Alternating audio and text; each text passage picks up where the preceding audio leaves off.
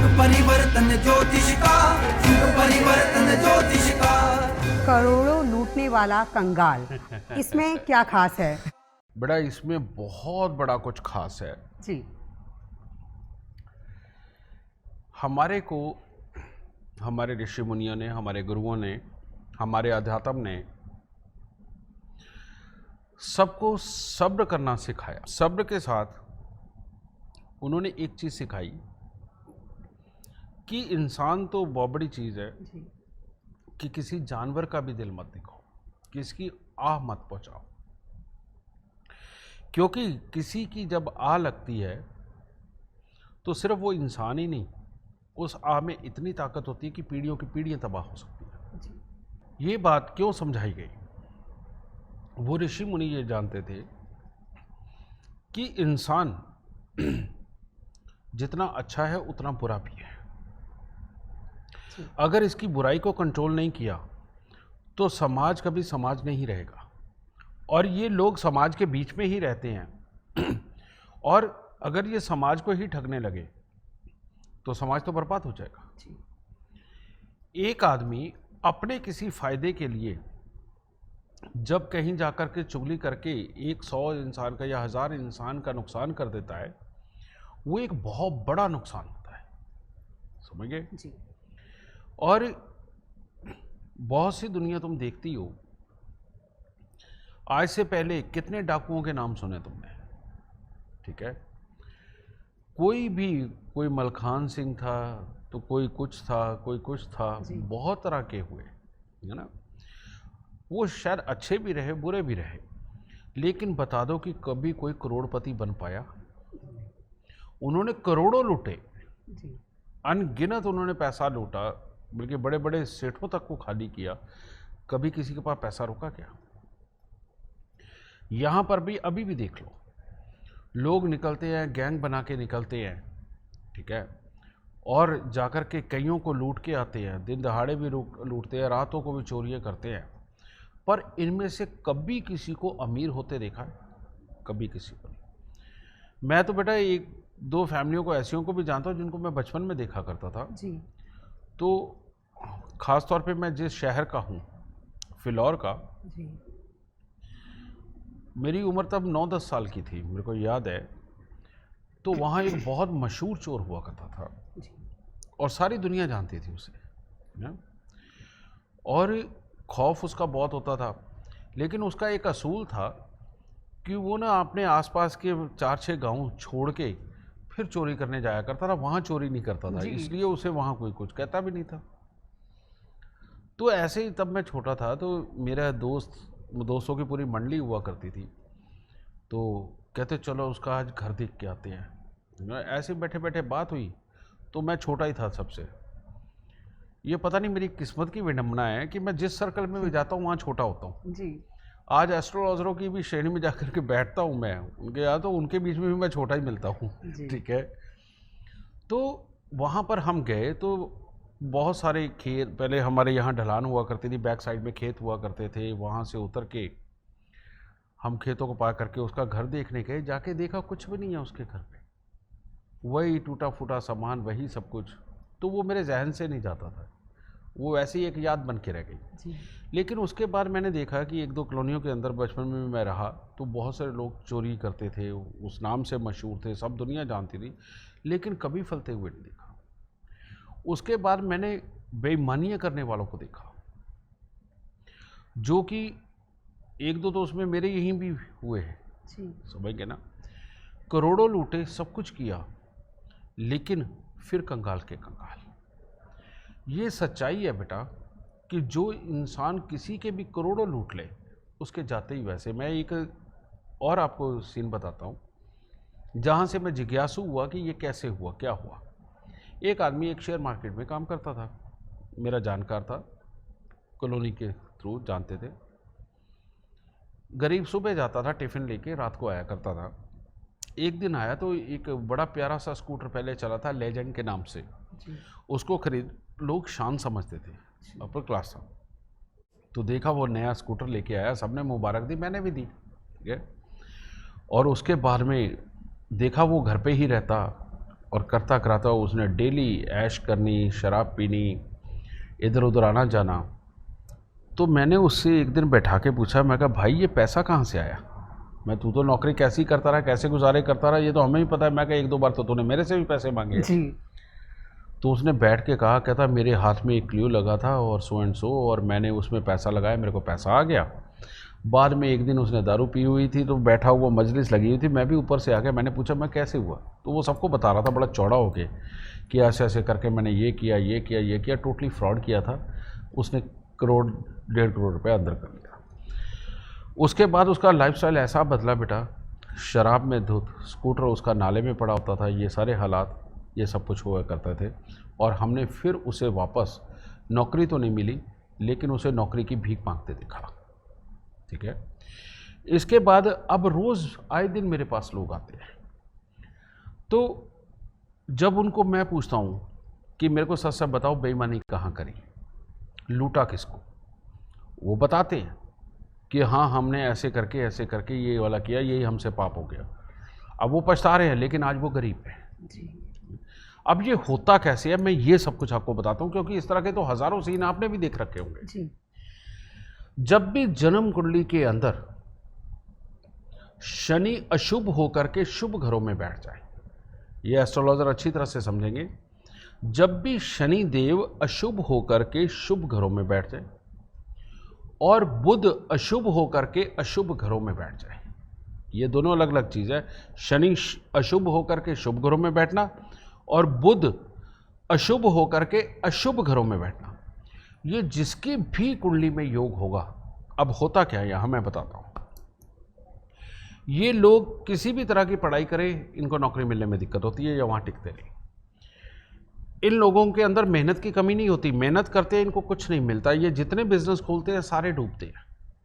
इनको जितने भी लोग मदद पहुँचाने की कोशिश करते हैं बेटा, वो एक दो बार में देख लेते हैं कि इसकी बुद्धि नहीं सही काम कर रही और ये नहीं निकल सकता, वो उसको त्याग देते हैं। उसको लगता है कि दुनिया ही खराब है। रियलिटी में होता क्या है कि अपना दिमाग, अपनी सोच, अपनी वर्किंग खराब होती है, लेकिन वो सामने वाले को ये लगता है कि नहीं दुनिया ही खराब है, दुनिया तो पागल है, दुनिया किसी की मदद नहीं करती। उनको ये फीलिंग आती है, समझे? वो ये सब कुछ करके फिर वो गलत राह पे निकल पड़ते हैं कमाने के लिए। वो चोरी करते हैं, डाका करते हैं। लाल किताब में साफ लिखा हुआ है कि चोरी करके भी कभी सुखी नहीं रहोगे, डाका डाल के भी सुखी नहीं रहोगे। ठीक है ना? तो फिर वो ये सब कुछ करने लगते हैं। अब वो लूटते तो हैं, लाखों करोड़ों लूट लेते हैं, लेकिन बेटा जब तक घर पहुंचते हैं ना, तब तक तो हवा हो चुके होते हैं पैसे। नहीं तो और 4 दिनों में जो ख्वाहिशें दबी पड़ी होती हैं उनको वो खर्चते हैं, उन ख्वाहिशों के अंदर ही सारे पैसे बह जाते हैं। उसका रीज़न, बुध खराब चाहता है कि बिजनेस कभी ना हो। बुध खराब चाहता है कि बिजनेस कभी ना हो, और शनि खराब चाहता है कि तेरे को सुख की चाहत तो हो पर सुख तेरे को मिले नहीं। ठीक है? तो चोर सबसे पहले डरपोक प्रवृत्ति किसकी होती है? कबूतर की, यानी कि बुध। ठीक है?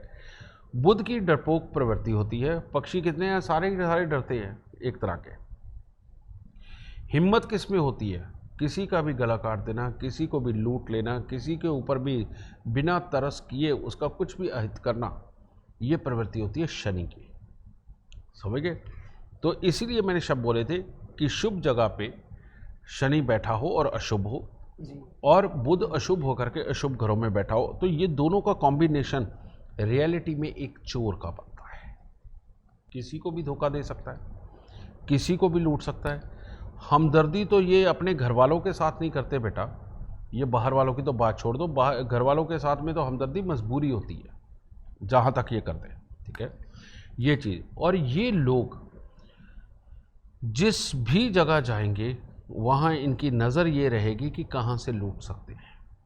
लेकिन ये कितना भी लूटे, कितना भी कमाए, कितनी भी चोरी करे, ये फलते नहीं कभी। इनके घर में दुख रहते ही, ना इनके मकान के सुख बनेंगे, ना बिजनेस के सुख बनेंगे। अपने पिता की तरफ की जो रिश्तेदारी, चाचा ताऊ के साथ में, उनके साथ व्यवहार भले ही अच्छा रहे, लेकिन जो उनके साथ मेल बर्ताव है, लेना देना, वो उनके साथ कभी अच्छा नहीं रहता। और शनि खराब हो जाए तो इंसान की ऑरा में ही एक अलग प्रकार के ऐसे हालात आ जाते हैं कि वो शक्ल से ही चालाक लगता है।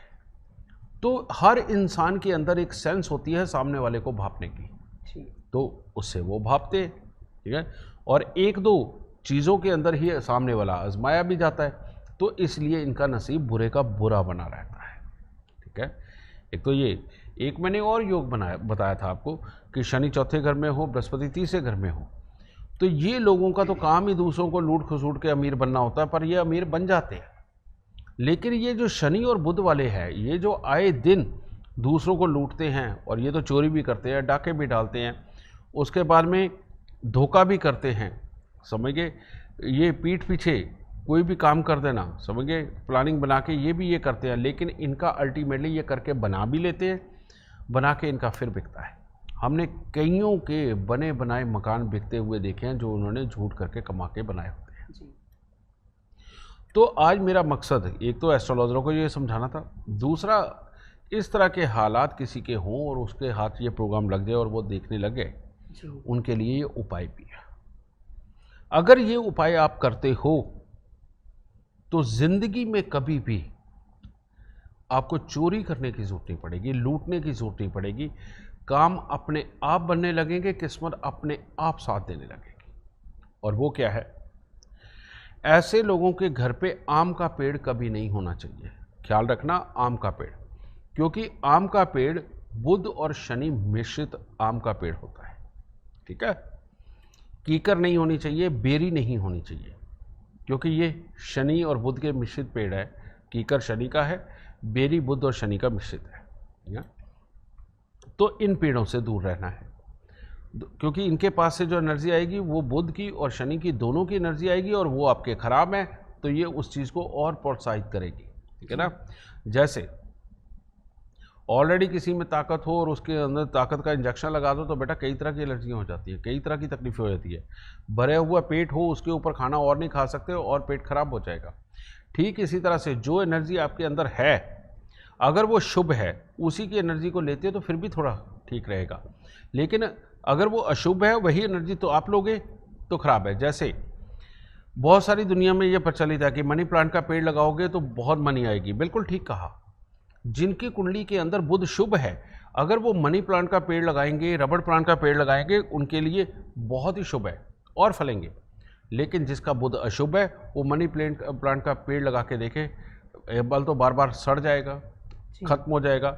अगर वो कहीं बड़ा भी हो गया तो ज़िंदगी के अंदर दुर्भाग्य की वृद्धि उतनी ही ज़्यादा कर देगा, ठीक है।